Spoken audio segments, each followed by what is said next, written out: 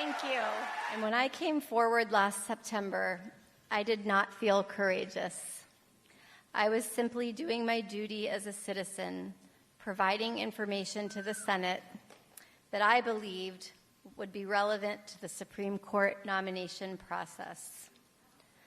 I thought anyone in my position, of course, would do the same thing.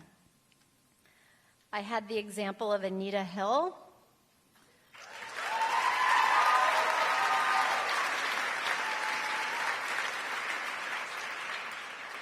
I had the values instilled in me by my parents and growing up in Washington, D.C.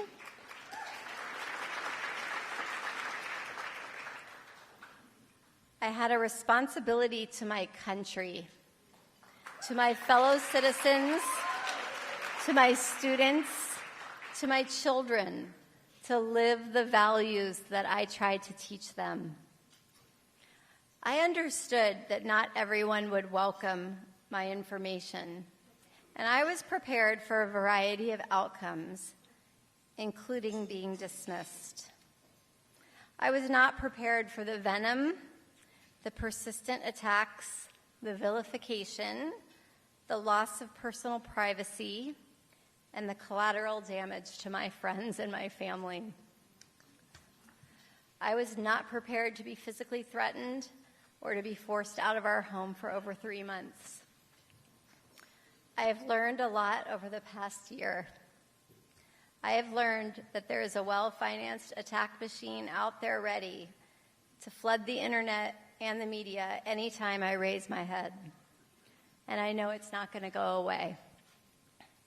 I've also continued to learn that the ethical promise to sexual assault survivors to do no further harm is easily ignored by journalists who selectively abstract meaningless details that are twisted and weaponized against me.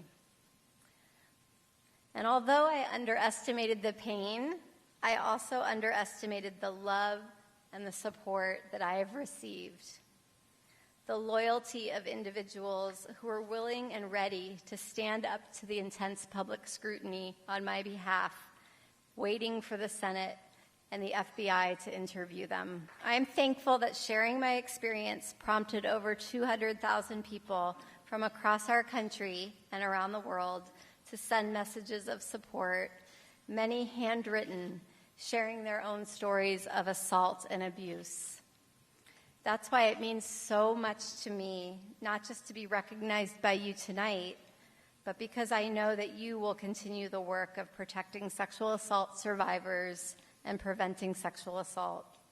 You will continue the work to protect personal privacy and the rights of citizens. My voice was just one voice. You are many. We are many. And it's not just survivors that we have to stand up for.